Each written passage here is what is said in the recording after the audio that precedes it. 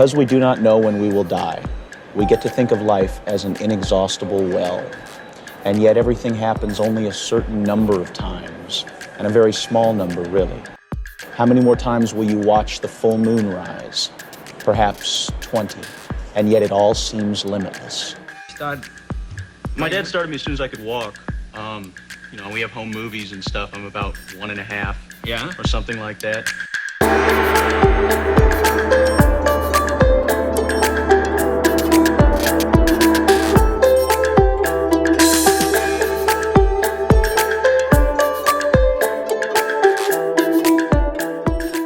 Well, here I am, you know, as a human being. How can I express myself totally and completely? Now, that way, you won't create a style, because style is a crystallization, you know. I mean, that way, it's a process of continuing growth.